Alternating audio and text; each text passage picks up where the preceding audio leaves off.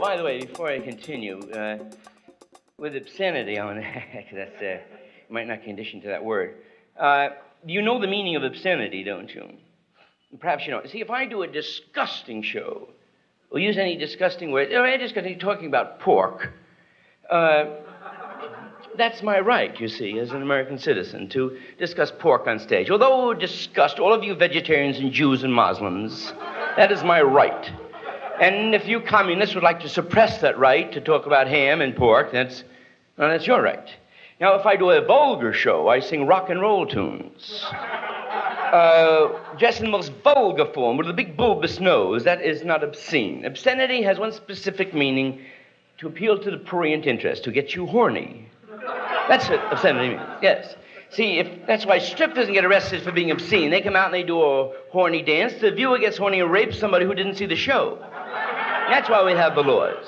So obscenity does have one specific meaning, and only those illiterates that are offended. And if, quote, Drew Pearson's a son of a bitch, I'd like to introduce you to my aunt, and this is her husband. What's he do for a living? He's a businessman. He's a son of a bitch.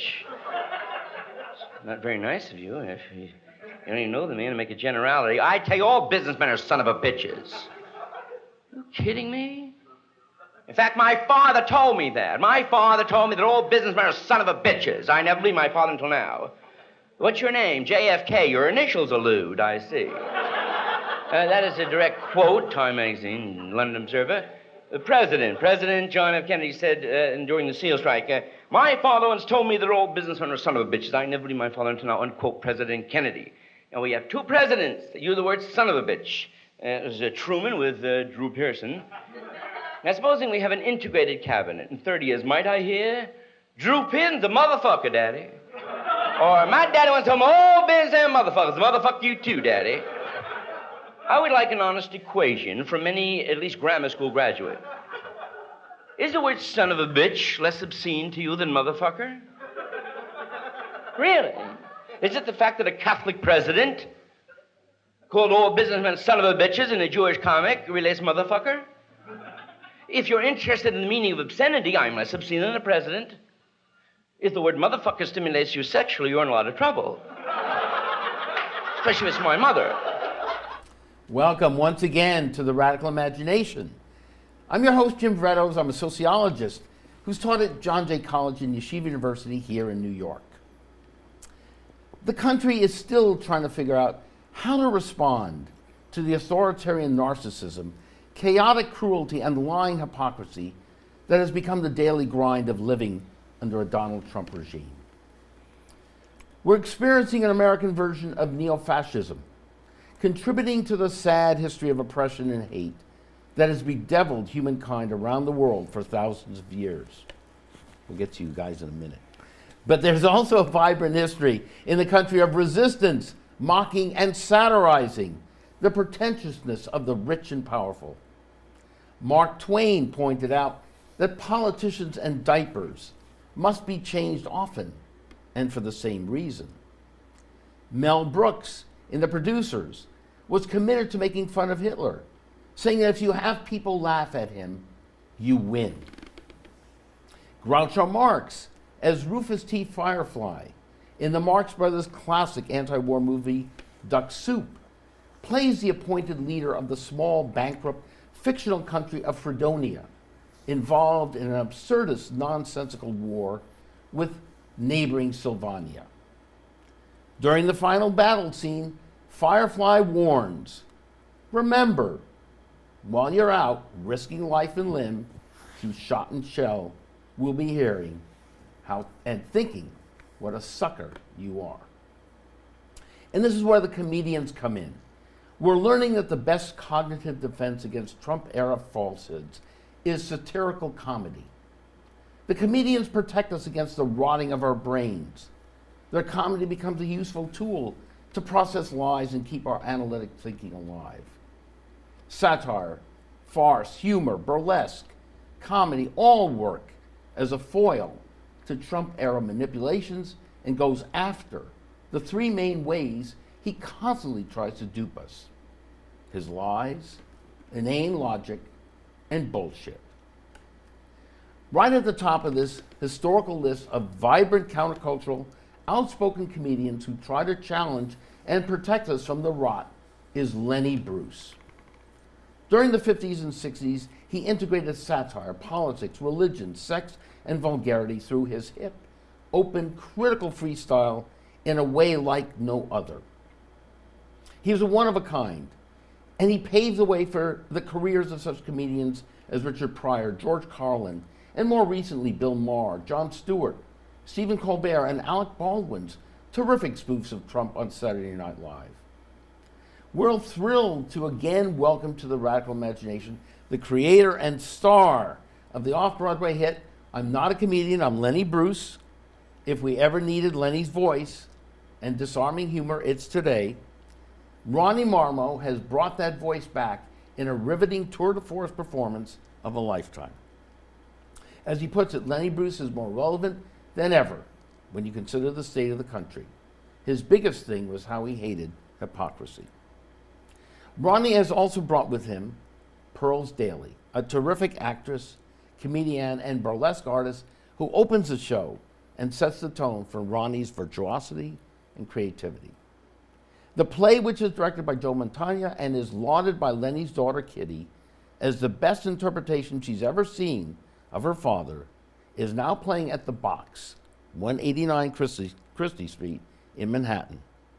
So welcome, Ronnie and Pearls. Thank you, Jim. To the Radical Imagination. It is terrific. It's great. And we've been having so much fun here before the show. So we are We now, said everything before we said we aired, everything, so so thank you very much. Thank you very much. No, Oh my listen. God. And this is a terrific play. I've seen it once. Now you have now opened at the Box, which is you're opening up March 23rd. Yeah, we're in officially. You're in previews, we're previews now. We open up a week from Saturday. And Pearls, you're on in the show here now. Yes. Not the show that I saw. What are you doing in the show? How have you been brought into the show by Ronnie here? Well, basically, I'm opening up the show with a 10-minute burlesque act that fits the style and the time and really sets the tone for the show because, you know, burlesque and comedy go hand in hand, and especially in this time and era. Right. Yeah, she can't give away the other treat. Yes. That she The other- brings. okay, I will because not you allow told that me to that happen. you can't tell us. No, I can't tell you, but I can but- tell you that I wanted Pearls to do this because I just thought it would add such a beautiful element. Yeah, well, that's obvious. Those yeah. who have, besides the fact, you Yeah. know, beautiful meaning also, you know, we take people back authentically to the 60s and I think give people an experience that they're not going to find anymore. Between Lenny, between the show, between what happens at the top of the show, and just put people back in a really special time. in that group. Yeah, yeah, and something they probably won't experience. So those who have seen the show, you really haven't seen it yet, so you should come see it because it's actually very different now. Yeah, and so the burlesque angle of it, as you say, sets the tone and sets the era that you're trying to bring us back to. Is that? That's true, and I have to tell you, Jimmy, you think Yeah. it's easy to find a woman in New York City without tattoos? It is not. But I found haven't her. been checking that. Well, See, I'm in the academic world. Jim, listen, so, everybody has what? tattoos on their neck. I just want to. As you do. I have a few, but I always forget I have And there's these. no tattoos. It's Yeah, she has no tattoos, but- which is a big treat. And I really wanted the authenticity of somebody from that time to really set the world, you know? So you've done this, and you are also bringing this wonderful experience as this burlesque artist to the show. And tell us how you got involved with that and your own acting career. With burlesque or with the show? With both. Well, Both? burlesque. Let's start Okay. with that. So with burlesque specifically, maybe about 8 years ago, I was acting, mainly focused on stage. And I auditioned for a replacement contract in an off-Broadway show called Play Dead. And it was directed by Teller of Penn and Teller. And the role required full nudity, which I had never done before. But I was like, you only live once, so I kind of went for it, and I booked it. And so my first kind of burlesque experience was being completely nude on stage and being brought back from the dead, if you will. I was up for that, but Teller thought maybe we should go another way. Okay. I almost got the Probably part. should have, yeah. Well, Teller said I was great in the room, but they went with girls. I see. And one thing that's really special to me about that show was all of the people that I met doing it. In particular, my best friend, Miss Cherry Delight, who is also a wonderful burlesque performer and singer, and we hit it off right away. And you know, just backstage, just being silly and fun. And she was, and at the time, she was hosting a show, and she was like, "Listen, you need to do burlesque. Have you ever seen a show?" I'm like, "Yeah, I've been to a few." And she was like, "You're doing my show. There's no question about it. Come kitten for me." And basically, the kitten at a burlesque show picks up after the dancers. Wait, say it again. Play kitten. The kitten of a, if you're at a burlesque show, just so you know. Okay. If you, Yeah, okay, It's like the bat boy in the baseball. Yeah, Pick up the yeah. bat. You know, Okay, so the kitten. you help out the performers. okay. You keep the show running in I a see. certain Okay. way. Oh, I see. Depending on the show, sometimes you and the host will be funny together. Keep it moving. Keep it moving. Keep Jim, it light. I was going to ask you You to help- kitten for me. Are you kitten here? for me? Are you even here? No, you're the creative star, but No, go ahead. Pearl's is seriously, way come more on. interesting. Trust me. And this red dress. I'm trying to figure out She's in no what a danger of kitten being hit does. by a car today. No danger of that. So she was hosting this terrific show. I started kittening for her, and then the rest is kind of history. It's history. I kittened for 3 years straight when I started Okay. in burlesque, and then people started asking, you know, when are you going to do an act? And I was like, you know, when I feel it's right. And then I created Right. my first act. Then I started performing and kittening less and less, and then here I am. I've been a full-time burlesque performer for about 4 years now. Okay. And of course, Lenny was married to a stripper, right? Yeah, a burlesque dancer. Burlesque yeah, dancer. Honey Harlow. Yeah, Honey he was Harlow. married to her. And, Okay, and Lenny so was it- really in that world anyway. He did a lot of he found his voice in these clubs. Yeah, and that's why I want you to connect that. Well, to. Lenny was, Lenny, Why do you think he that connected? I'm not really So sure, but I know that at the first he did impressions. He was a joke comic to start, Lenny. You know, early in his career, he was a joke comic. And then he started to he was in these clubs and he started making the band laugh, telling them stories about his life. And he was playing these kind of seedy clubs and there were strippers there. But he didn't meet his wife there. He met his wife at this coffee shop, essentially. But so he just kind of fell in love with that world and you know, and they just celebrated He was who comfortable he with became. it. Yeah, it's who And he yeah. he was able to really develop his material there, right? Yes. His persona. in Yeah, a because he was sense. actually playing to the band. He wasn't playing to the audience, if you know what I mean. Yeah. He was making these guys laugh and telling these stories. I mean, Lenny was the master of like going to get a pack of cigarettes, and then he'd come back and then he'd tell you the 20-minute story what happened on the way to the cigarettes, you know. Right. And nobody else was doing that or talking about his wife or his family, you know. He Now was the tell guy. us the importance you said of trying to bring us back to that era. Mm-hmm. Why is that so important in the age of Trump, do you think? Yeah, because I just think it's a different time, and I think people don't realize. First of all, I think a lot of people take for granted the everything they get to do now. All these comics who get to make a living, the Bill Maher's and all. Maybe they don't take for granted, but there are comics who are 50 years old making a living, headlining comedy clubs, who don't know who Lenny Bruce was, and that's very alarming to me. That he's the reason they get to make the living they do. Well, probably a lot of people still don't know. Certainly of a college age generation, and I think it's so important for them to see that. And again, because he was an iconic, rebellious figure of the '60s, and tell us again what he represented for that era and to you growing up. Well, he was before my time, so Right. he, you know, I love George Carlin and Richard Pryor. I wasn't alive. Who when- he influenced. Yeah, I love those guys, and I saw Carlin live like half dozen times. Right. Oh my God, I'm Yeah, I saw Carlin live like jealous. 6 times. Yeah, he's great. So he represented to me, though. You know, he was the voice of the beatnik, of the poets, of the brown people, the black people. He was the voice of the artists. jazz Yeah, he musician, was the just artist, he was hip and- incredible in that way. Like he had a huge problem with hypocrisy. He was a truth teller, which is why it's so relevant now, because we're living in Yeah. a country where the truth doesn't Right, matter. exactly. That's what the It, intro does, is it just about. doesn't yeah. matter, right? Right. It doesn't matter. You could say anything, and you go, okay, I accept this guy's behavior, meaning the guy in charge, and of the country right now. But Lenny wouldn't have, you know, been able. I mean, he would have had a field day now. Right. You know. And in a sense, the burlesque artist is, by taking off one's clothes, in a sense, is showing a certain truth to the world. Absolutely. Not phony baloney stuff. This is Yeah.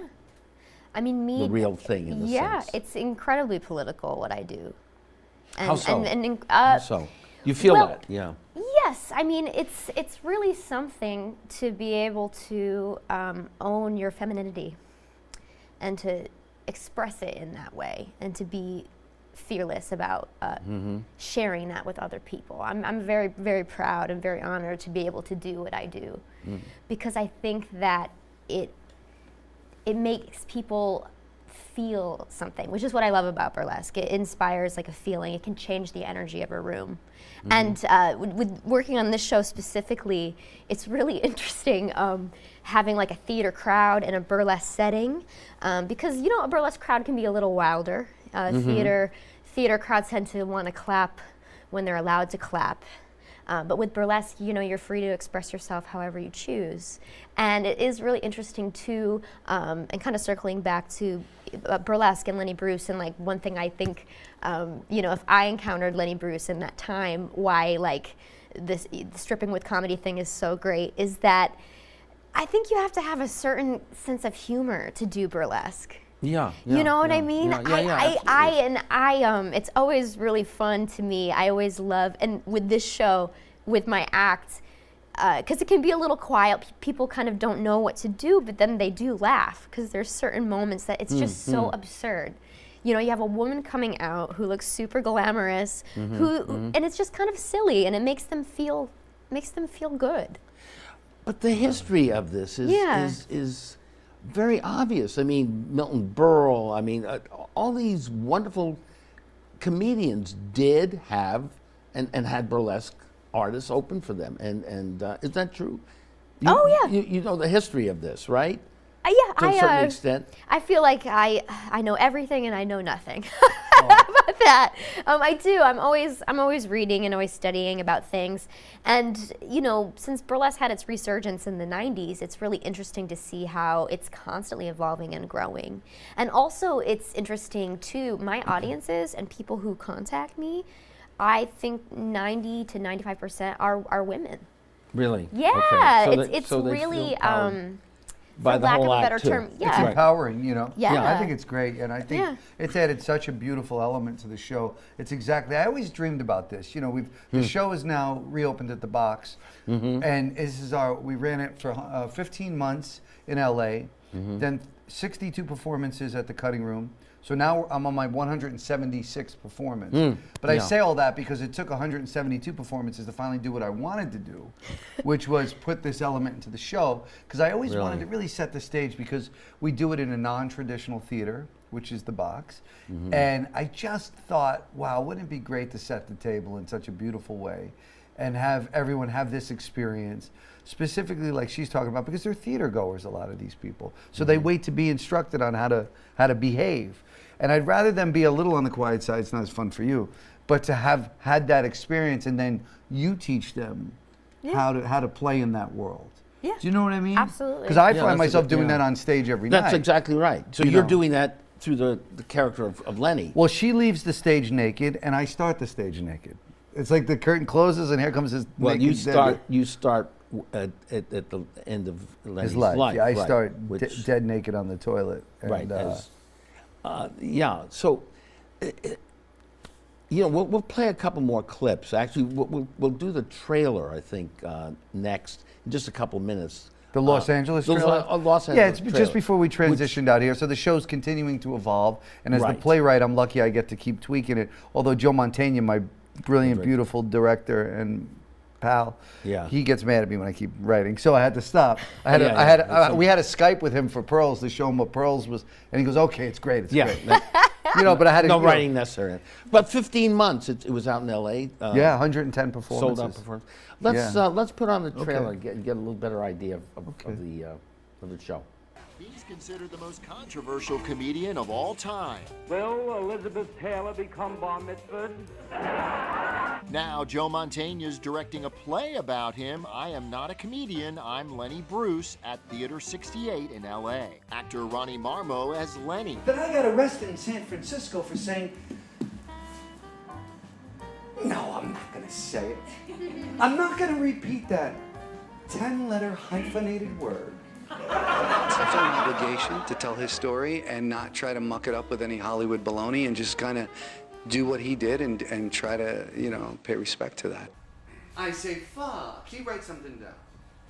I say cock, he writes something down. Just to test my theory, I said, go fuck your mother, you cocksucking fuck. And he manages to write a small novella on the back of a bond. You can't even hear a pin drop when I do these few bits in the show. And I know it fuels me because I try to put myself where Lenny was in 1964 doing this material, which was shocking, really shocking then, and is really shocking today, actually. It's the suppression of the word that gives it the power. The violence, the viciousness. Catholic, asshole, shit, in a park, and then tits and then shit and then Catholic and then Jews and then shit. I don't remember the entire act, John, but that's the general sentiment of the act. I Am Not a Comedian, I'm Lenny Bruce gives theatergoers an eye-opening look at the life of a comedian many people considered one of the best stand-up comics of all time, but a definite wild card who walked a dangerous line. What's the worst thing you could say to somebody? Ah, fuck you, mister. Which is really weird, man, because if I really wanted to hurt you, I should say, unfuck you, mister. Because fuck you is really nice. If the words to come really make you feel uncomfortable, if you think I'm rank for saying them to you, if you, the beholder, think it's rank for listening to, you probably can't come.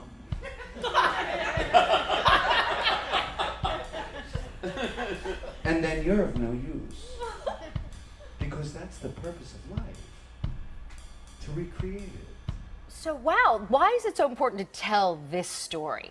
Well, I think it's very timely, first of all. Absolutely. You know, we're talking about freedom of speech, all these kinds of things, so many different issues. But Lenny Bruce is, well, as the clip said, I mean, he was a trailblazer, and Ronnie has done, I think, a remarkable job of putting this piece together, writing this piece, and channeling Lenny Bruce. Well, thank you. You know, Lenny Bruce, to me, like we think about Carlin and Pryor and all these guys, without Lenny, they don't exist. And actually, if you don't know Carlin and Pryor, you know Louis C.K., Chris Rock, all these guys. Right. And he just, you know, it's amazing how this man was arrested and sentenced multiple times. Oh, many times for breaking the law for his use of dirty words, and he fought freedom of speech to the Supreme Court and lost. You know, guys like me terrify guys like you because I have things to say, things that cats like you don't want to hear when they stick your fucking fingers in your ears. You know, I'm not just talking for myself, man. I'm talking for every single American who's raised under the notion they can say whatever it is they want to say. How is this freedom?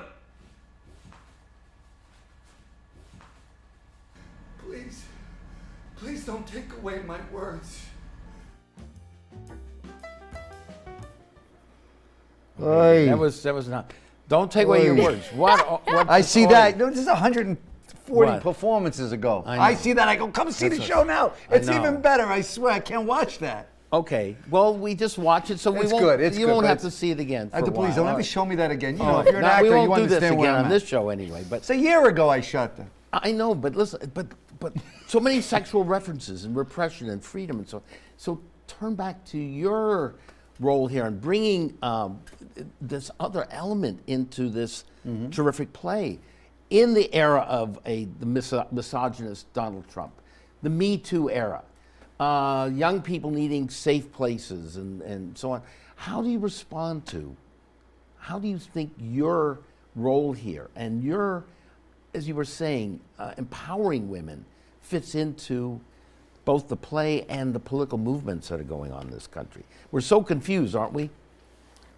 Yes, I think Yeah. I think a lot of people are. For me, I am just me. I'm just myself. I think me showing up and doing what I do and loving it and owning it, it brings a lot of empowerment to people, women specifically.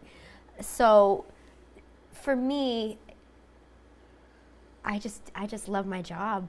I just do my job, and I put so much into it. And also, one thing with this piece, like that I love too, A lot of burlesque now is pretty quick, meaning if you have an act, usually it doesn't go more than 5 minutes tops. But in this time period, women took their time. Usually, you had a live band. It was just different. Yeah, so it's been yeah, yeah. really fun being able to take my time too, in a certain way that I don't always get to do. Yeah, we're in an MTV generation now. and Yeah. people Yeah, want quick, yeah, quick. yeah, yeah. But I It's really really wanted to great. say, I know Pearls and I had a few meetings about what it should look like and what we should do, and she Right. proposed something that I love, and we took a piece of that, and then I said, well, maybe, because I really wanted it to just be a slow burn, because You can't tell us about that. Did you have an interaction in the Yeah. middle of the play, right? well, Jim, I Well, can't give all it right, away. we won't. Jim, you're trying to get this no, from no, me. no, It's no. a But secret. it is. He It's a wasn't- he secret. can't help No, himself. He I can't know. help But himself. we'll all go see it. But again, it's this liberating. know, You are, in a sense, both of you going back to the '60s now, and you're having yeah. a conversation on stage. Lenny Bruce, matching what Lenny was. his muse, responding Honey was with. his muse, and he Yes, loved yes. Honey, and And loved her. Even Yeah. though they split up and went their separate ways for various reasons, which you learn about in the show, he was still a love of his life. Well, we're And- gonna play in a couple of minutes a clip of Lenny singing "All Alone." All Alone. I do about- the bit in the do show that. as well. I do it a little differently than Lenny. I do it a little closer to. Well, you'll see when you come see the show. But it's an important bit, and quite honestly, it's my favorite thing I do in the show. I think. Well, that's what. Yeah, Well, it's, let's play that. okay, let's play it. and then we'll Lenny react Bruce to is. it. All Alone, singing All Alone. Yeah. Oh, a joy to be all alone. I'm happy alone, don't you see? I've convinced you. I don't know, I get so dramatic about it. You're better off alone, man. That's it, I'm gonna get a whole bunch of new suits. I've had the same dumb suit for 10 years. You walk in her closet, you can't even breathe. That's it, I'll get a whole bunch of suits. I'll get a chick that likes to hang out, man. I'll have the vodka parties. That's modern. Vodka parties, swing it up, ball it up. I'll get a chick who likes to drink. Boy, my wife sure used to look good standing up against the sink. She's the lowest, though. I really put her down. No, I really miss her.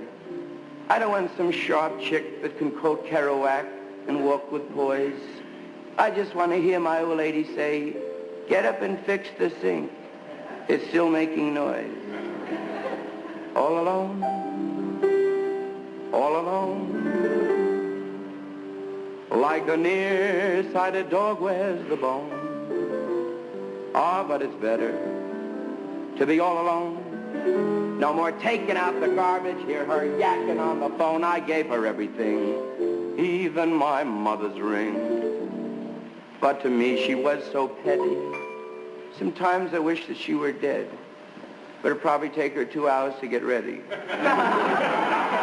When she's old, then she's going to be sorry. That's it.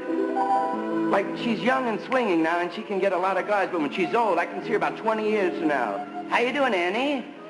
I haven't seen you in a long time. You look pretty good, baby. You're still washing your hair with Dutch cleanser, I see. Yeah, you look good. You gained a few pounds. What happened to your neck? I heard you got married a few times, huh?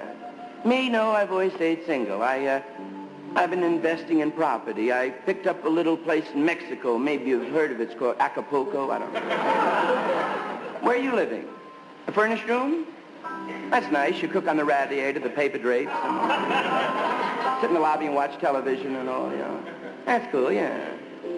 Yeah, that's cool. You have the Diners Club. You're sorry for you go first class in those joints. I know that. Yeah, that's it. Her future spells a murky gloom. I'll be rich and famous, and she'll be living in a furnished room, but it's going to be too late. I won't hear a moan. I'll be living in my Nob Hill mansion, rich and all alone. All alone. All alone. I'll be rich, but so all alone. It's hard not to do it with it. I mean, This is your favorite. That's your favorite. It's my favorite bit I do. Yeah, tell us. How you feeling? I really connect to that piece, and I do it a little more spoken word than sing it. You little have to slower, experience. too. It's slower. I slow When it you down. do it, yeah. Yeah, but just because it's such a, God, it's so beautiful. Lenny was so smart. I mean, he did But that on what does Steve it do to Allen. you, to your Well, heart? it just,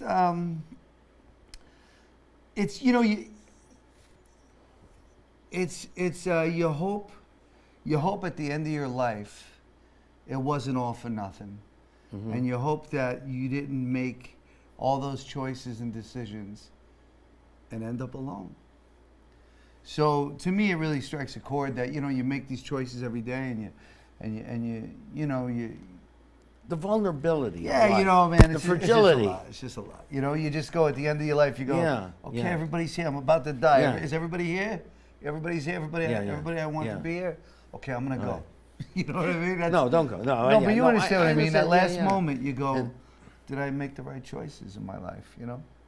And that really kind of plays that for me. It's a very cathartic piece for me, and I love doing it. But quite honestly, every word in the piece means something to me. I've had some really great reviewers and writers that I believe in, because I believe this play. I'm a decent playwright, but this play was divinely inspired, and I really feel like I love when people tell me, there's not a wasted word in this play, and I get it, and I feel that way, and every word it's just. I'm not playing up to you either on this. It was fantastic. It's absolutely beautiful. Thanks, and Jim. it's incredibly moving, and Thanks, Jim. It's a profound work of art. Thank it's you. A creativity. I'm looking for an understudy. Are you available? Because Pearls is I asked. I'm busy right here, right now. But Pearls, how did you respond to this? To All Alone? This song, yeah. Oh, did it hit you in the? Oh, every time, and The fragility of life, the intimacy, the fear of intimacy, and Yes. the choices. And Because, Lenny Bruce was a very bold man and a very strong voice. And I think for him to see him, because he was always brave, but I think it's really interesting to see him be brave in that way, which he wasn't to let always. Himself, to Yeah. open himself up to. Yeah, I love it. Well, that's I why love people it. loved him, and that's why they were gravitated towards him. He because wasn't phony. He This opened his wasn't phony. heart, and people are attracted to that. That's why. Listen, Jim, you saw the play, and you saw it 50 performances ago. I can't wait till you come back. We will. But the We will reality very is soon. that when I'm out on stage, I owe the audience every moment to moment, every bit of my open heart and vulnerability. I really believe that when I do this show, I belong to anyone sitting in the audience. I don't belong to myself for those 90 minutes. I give them me. I turn myself over to them. Yeah. Just like Lenny did to his people. And I feel that way. Just before I go on stage, I just ask for the willingness to be as open as possible and to expose myself in a way that people can feel like they have ownership over me and I'm theirs. And so desperately needed in a world that is Yeah. so hypocritical and phony. That's why And people put were the- so attracted to Lenny. They ran to him because he offered that. Told the truth. And today, we're even more in need of it. It doesn't seem like, It doesn't seem some like ways we've it's progressed, other gotten ways better. we've regressed. I mean, it's unbelievable where we're at. And he was such a, just a man of the truth. And even if you didn't believe, and he was willing to talk about it. It wasn't like his way or the highway. He wanted to have a conversation. See, that's the thing, I mean, some of his bits, see, even when I talk about him, I start to sound like him. It's funny how I go slip right into ahead, that. go ahead. No, but that's what happens is like, even like, the famous N-word bit that I do in the show. That some people stand and applaud, people of color, other people get mad. It's really, I know. Would you keep it in for the play? I do it because going back to the authenticity of the 60s. That's why it's still in, because I want to take people back to that time. Just before the Summer of Love in '67, Lenny died in '66. 66, right. He was the voice of the brown people, the black people, the poets, the musicians. He was the voice of everyone. And so the N-word bit was beautifully intended. And if you listen, how did he do it? Do you have a couple of? well, lines basically, you what just tell- what he was trying to say was, Right. if we take the power out of the word, if we just walk around and say it, he had a whole funny bit about Kennedy saying, "I'd like to introduce all the in my cabinet," and then, and so if he takes the words, the power out of the words, it wouldn't make a little black kid cry when somebody called him the N-word in school. And quite honestly, I think if Lenny was here today, he would not do that bit. I think he was Really? I think he was too smart. He would have understood that it's inappropriate now. But I feel like I have to do it in order to be authentic to that To the time. period, to the era. Yeah, and to try to show what Lenny was trying to do. Lenny would not have done that bit today because he would have found another clever way to express himself. You know what I mean? Because, yeah. I don't think he would have done it because I think But he had too his hurtful? pulse. Yeah, Just because he probably would have felt like lead it. I feel, and how I feel about that word is that it's not ours to use. You know, it's theirs, and who the hell do I think I am that I get to use it? And Lenny was smarter than me, so I have to imagine that he would have had a lot of respect and understood that in the 60s, it was a different time. Today, it's off limits, and he would have found another way to make that point. What else do you think he would think is off limits? What he did then and now? I honestly don't know besides race. I don't know what he would have ended up. You know, it's interesting. It's like if he would have lived till he was 90, there would be no play about him, right? George Because he would be 93 or something like that. He was born in 25. Yeah. George Carlin, who knows what his career would have looked like? Right. Because he passed the baton to Lenny. You know, he took the baton from Lenny. So Carlin Or prior too. but really Carlin, because he opened the door for Pryor to do his thing, but Carlin really talked about politics, and he kind of really followed Lenny's lead there. And so I wonder what Carlin would have ended up looking like, you know, in his, but I just think he was so smart and so ahead of his time, and they were offended and they were scared because, you know, there's always the guy that gets persecuted, you know, that when people they have a fear of change. Right. And here comes this smart guy who's going to change the way we do things, and that guy always kind of gets. And he took our own conflicts and contradictions unto himself and took the slings and arrows that we all are now protected by. Yeah. As a result of his And you know, with Lenny efforts. too, to tell you, Jim, it's like he really believed in the American justice system till his last day. He really believed. You know, there's a scene in the play where I go up to the judge and I say, "I so badly want your respect." Yeah. He did that. He felt that way. He said, he really believed that if you just hear me, if you really open your heart and hear me, you're going to go, "Oh, duh, okay, of course, we're sorry. You could say whatever you want to say. We know you have great intentions." So he really believed in it. It wasn't like he was, I don't want to say he wasn't angry or bitter, because I'm sure he had a range of emotions, but I think he still believed in that we had the best system in the world, and one day they were going to. We'll see how it plays out, right? In possible legal action. Well, Pataki pardoned him in 2003. Right. So, and apologized, you know. I guess I'm talking about, you know, the Trump possible impeachment hearings and so on that were going I don't through. know. I don't know if he. Well, I don't know if we're better off if Pence takes over. So. Well, yeah, but we'll see how we'll see how the system is working. And do you see yourself also as a feminist? Do you see yourself as a feminist, as a political spokesperson for gender conflicts? I didn't mean to sound all academic here, but I mean, you know, how do you see your role in terms of the mass confusion that we have between men and women? I do consider myself a feminist. You do? I do, but I'm not anti-anything. Do you know what I mean? Like, I'm not anti-man, I'm not, you know, I think that my hope for people is that people really dig deep, and whoever or whatever they are that person 100%. Celebrate it, yeah. You know what I mean? Like, you know, I You'd probably be at the Summer of Love, right? In 1967? You know, I probably would. And I think you would. Woodstock is coming to my hometown this summer. Which is Watkins Glen. Watkins, we talked about that a little bit. So yes. So I didn't realize. So that's I would it's be coming at the this summer. But you know, Woodstock is another example. Like, Lenny didn't get to enjoy that, right? No. But he directly influenced that to happen, if you know what I mean. Like, he was part of that, even though they never like credit him with it, and that's not the point. But the point is, all his work and who he was as a person, he had something to do with the fact that Woodstock happened. You understand what I mean? He influenced everything. A little bit. Let your ego in on this. Do you hope that you can do a little bit of that now in this era? I know I'm putting you on. Me as Ronnie? Yeah, well, yeah, and portraying this icon. You know, I mean, I take this as a huge responsibility. I'm not you just do doing a not, play. not just doing a play. Absolutely. No. Okay. And so the answer is, of course, I hope so. Okay. And I think we're doing that a few hundred people at a time. Right. I know that we've changed some hearts and minds. I've talked to people after shows and seen there's been a profound change in people because of the show. I've also pissed a lot of people off. And it was banned at left. Brandeis, right? In Yeah, 2018? not my show, but okay. a play about Lenny. Yeah, was banned, and they called me, the Chicago Tribune, and asked my opinion, which I was very honored to suddenly be like, Absolutely. So why don't you offer to do a whatever? Well, that playwright actually weekend came. at Brandeis. No, see if they'd have it there. No, why not? Ultimately, I do. I'd like to tour this thing, but now that Pearls is involved, this could get out of hand. I could see the headlines now. Daly and Marmo. I could see, right? Daly, like I'm hardly going to be on the friggin' bill. Daly and Marmo. What are you going to do? But Brandeis would love Is it. that what it's gonna look like? No. No, come on. Brandeis is.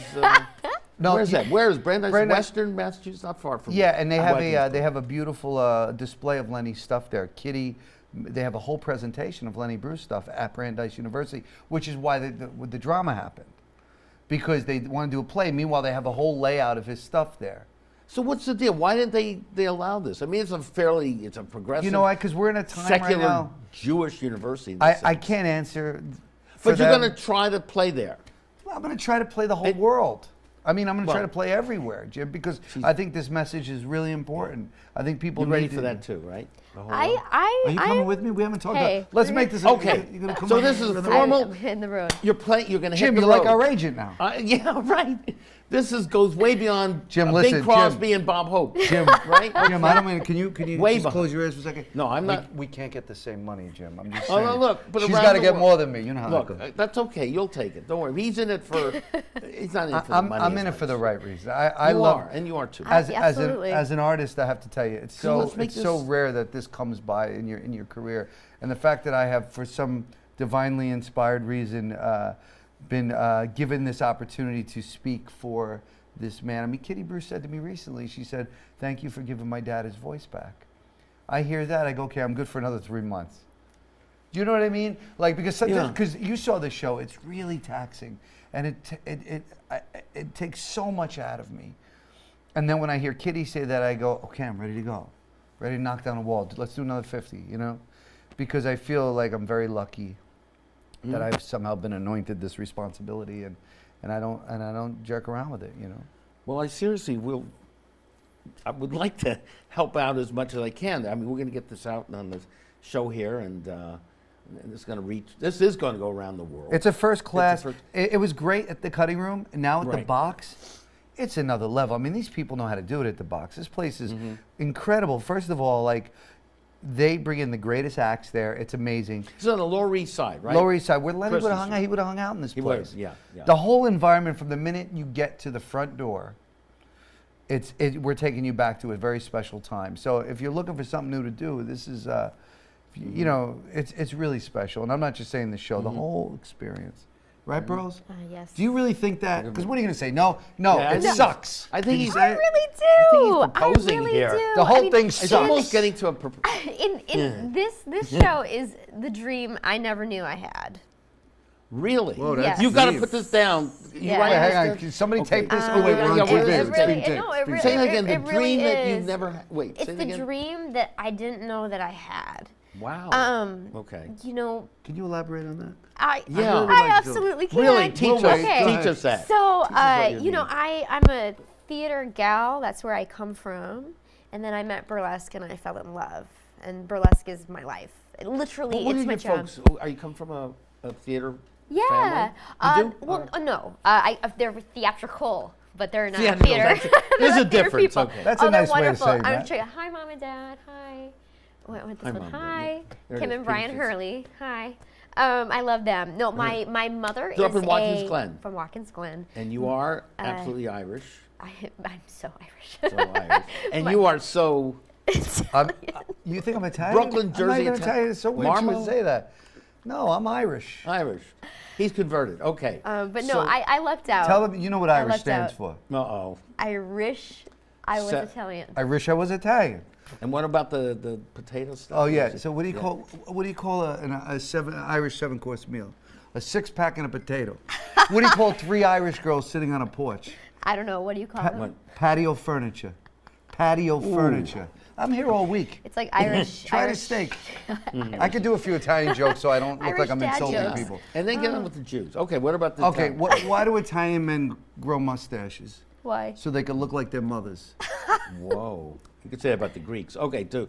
Yeah, go ahead. Want one more? Yeah. Well, yeah. we My got friend time. Tony, you know how he got here? When he came over from Italy, they stamped on his forehead, to New York. To New York. It's actually Tony, really good. to New York. I've heard you use That's that. a good one, that's a good I've one. heard you use that one a couple times. It gets What do you me mean every couple? time. You never heard a couple Yes, times. I have. I got Yes, I I have. got more than 5 jokes. Any, yeah. All right, sorry. That was for free, by the way. I'm going to charge either one of you those. My father is a musician and a political cartoonist. What? Actually. A political cartoon? So what does he Yeah. play? What kind of? He plays the guitar, and he actually taught himself the piano in the last year and a half, 2 years. And a political cartoonist. And my is mother's a that? What is that? seamstress, so she makes clothing Wait. and Oh, costumes. yeah, okay. Okay. And you said what? What is a political cartoonist? What does that do? Well, just, it's. Yeah. So, like. Does he have a? How do I is it explain published in a paper? I don't mean to hijack Yeah, the I interview mean here, but he. It's an attempt to put your politics in a caricature. Exactly. I mean, he's more of a local guy. Like in Ithaca, he does things there. That's Okay, his. do they publish playground. it? He has had some stuff published in some of the Cornell papers. That is so In cool. the What an in the what? interesting In thing. the I porno mean, I'll have to show papers? you. Okay. Cornell, not Cornell. porno. Porno. Did he say porno? I don't just. I'll have to get some of his work. I'll show you. He's I really I'm good. excited about that. He's I've really never good. met a political cartoonist in my life. It would be the first one. Yeah, he's very talented. So I grew up. I lucked out. I mean, my family, they really knew I wanted to be on stage from a young age. They encouraged me to be who I was. You're only child? I am an only child. Okay. Oh boy, that explains a lot. Well, so am I. Well, so you are too. No, you have No, I a have a brother. brother. You have a brother. Wow, now it's all clear. I wish I would have known Okay. All right. Well. Yeah, but they really let me be who I Right. was, and we have a great communication. You know, they know everything. They've known my whole journey, and they've been in my corner. And you're in your corner with this play. Yeah, they're really excited. They're really, really excited and very, very proud. Are they going to come or what? I hope so. Yeah. Yeah, I hope they're because it came up so last minute. That's the thing. This is the dream I didn't know I had. So this, so again, to come back, I'm a theater girl. I come from, that's the original dream. Then, I met Burlesque, and then that became my life. And so one thing that I've loved is to be able to combine the two. And honestly, like with my Burlesque, I treat it the same way. I break it down the same way, like when I create acts and like my relationship to music, I treat it to the same standard. So it is theater for me in that sense. But in the new year, So you create your own act. essentially yes. Essentially, yes. Sometimes people will contact me with specific things. They're like, "Hey, can you create something to this for this?" Right. And I've done weddings. I've done all kinds of things. So with Really? that, yeah. So I create in that way too. But I love the freedom of being able to tell whatever story that I want, which is what Burlesque is. But in the new year, I was like, I really love combining the two, from every aspect, the historical, point. For me, I love that challenge. I love the actual, doing burlesque, having that, and having like kind of marrying the two. And so last year, I got to be on The Marvelous Mrs. Maisel. I had a small role on that, which Amazing, that was a dream come true. And it was really exciting because that was like, I like working in that wheelhouse. I like being able to, play these women and be doing the thing and then have it be together. So in the new year, And of course, Lenny Bruce is in that. which is So in that too. if you're not a believer in God or something, that tells you something, right? Is that an omen? Well, I mean, we don't know. We'll just accept it. Don't worry. She's here, and she was in this thing before. no, it's fun. When I was looking for the right gal, I talked to a few people, and then I had heard from a new friend suggested pearls, and then someone else suggested pearls, and I kept making lists of people, and then I was like, I got to have somebody who's really authentic, who doesn't have any tattoos. It was really important to me. And then I know it sounds like a complete hypocrite, but I'm not the one doing the act. So, and Lenny did have a tattoo, so that's why it works for me. That's why he couldn't be buried in a Jewish cemetery. But like Larry David's. well, he had a funny joke. Lenny said, "Bury my arm." He said, "The goyish, they'll bury anything. They'll bury the shit." He said, "So throw my arm in there and the rest of my body, the Jewish symbol." But and so Pearl's name came up a few times, and then I finally connected with her, and we had a phone conversation. I was in Los Angeles, and I saw some videos, and I had a whole plan on auditioning and callbacks. I was going to do a whole thing for this burlesque act. And after I saw something and then we spoke, I was like, it's done. I don't need to do any of that. And so it was felt really the same way. Yeah, it really felt right, and it was really, and also, the comedy thing too is really important to me. I, grew up loving stand-up comedy, and I love George Carlin so much. And, I remember discovering like all these cassette tapes of comedy that my dad had and listening to like Eddie Murphy and all this stuff and kind of like sneaking it because I didn't know if I was allowed to do it or not. Sure. So just to have all of these things like come into together, one project in my life is really special to me. It happened And- last minute, Yeah, I said to yes. Pearls the other day, I Yes, said, it did. truly, I said to Pearls the other day, I said, what's What do you mean the last minute? I mean, you've been thinking about this. I cast her a week before we opened. A week before we opened. I was like, we're opening next week. Can you be on stage Friday? And can you come to Tech? Well, that's what Lenny would do. No, it was like, it was that kind of yeah, thing. Yeah. But I said to Pearls, I said, what's scary about this business is you don't know what's around the corner, if anything. And what's beautiful is you don't know what's around the corner. Yeah. And so that's what I love about what's been my career for the last 20 years. And she's just another example of how that is. You wake up one morning, something's not happening. An hour later, your life is different. That's just the way it goes. It's a good way of living. And it is. It's openness to life. And you talk about a higher being and all that, whether we could get into that for 2 hours, but the reality is I have too many examples of there not being some sort of divine power helping me along because I've got 100 examples of how that, is the case. You know what I mean? Yeah. So it's terrific. So it's a mission in a sense. it is. It's just an important piece, and we're just getting started. People say, Yeah. 175 performers, aren't you sick of it? I say, no, it's just getting started. You can tell, and I really just have to tell you, your energy and the connection here, both of you, separately and together, is just amazing. And thank you. I really mean I can't wait to go see the show again. I cannot wait to have you there, specifically with the burlesque opening. I think when you see it, you're going to get a kick out of it. Beanie will be there too. Thank you, Jim. The truth is, my back's killing me from carrying her in this production. I'm exhausted. I'm carrying both of us. It's too much. So maybe you're going to start you'll bring your talent with you next time, will you? Next time I'll pack Saturday, it. you'll bring your You talent? got it. Okay, so she's going to show up. She'll do it. Well, yeah. So we got to make sure that we're there when you're there too. So She's only missing two more. Okay. Yeah. Well, So one more don't time. We have just a minute to go again. One more time. Where can we see this? And you're in previews now. Yeah, at we're in the previews. Box. Yeah, it's called The Box. It's on Christie Street. It's downtown. Lower East Side. It's a huge upgrade from where we've been with the show. And I keep saying we're moving on up downtown. That's my clever little thing I've been doing. And it's really a night out. It's a heck of an experience. And if you go to LennyBruceOnStage.com, you get all the info, you read all the reviews. We've had some beautiful reviews. Tony Bennett came, Billy Crystal, Patti LuPone. These are the people who've been coming. So it's Rosenberg. Oh yeah, everybody. Oh yeah, he's great. Yeah, it's just been crazy. So if you want to do something different and get behind Lenny's voice, which we need more than ever right now, come check it out.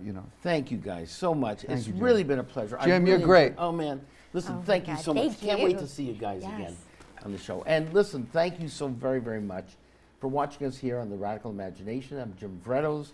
We'll see you next week, and we're going to go out with Charlie Chaplin's last speech in The Great Dictator.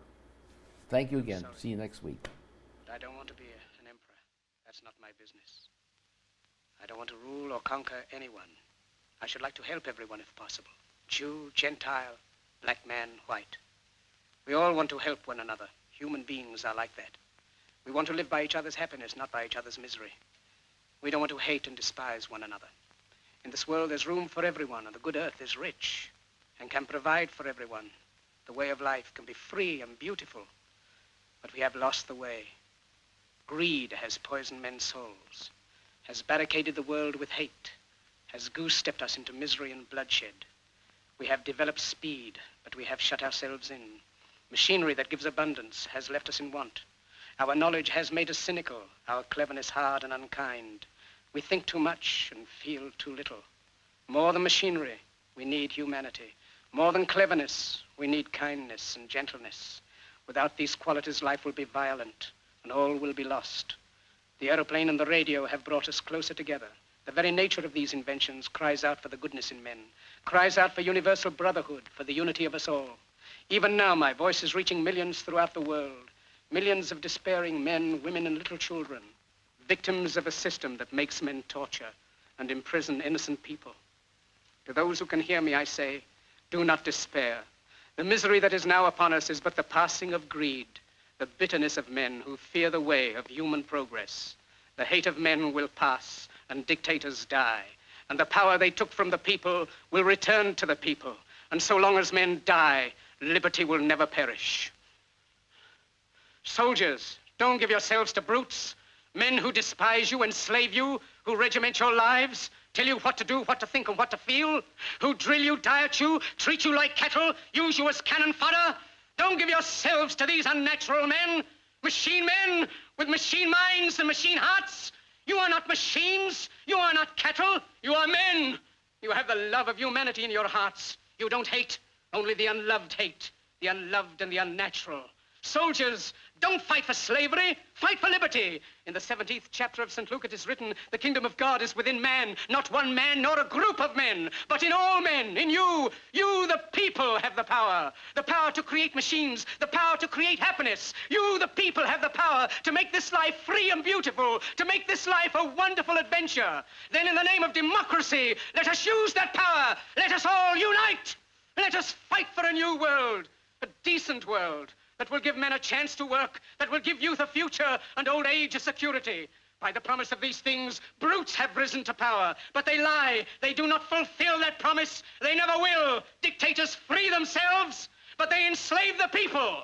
Now let us fight to fulfill that promise. Let us fight to free the world, to do away with national barriers, to do away with greed, with hate and intolerance. Let us fight for a world of reason, a world where science and progress will lead to all men's happiness. Soldiers, in the name of democracy, let us all unite!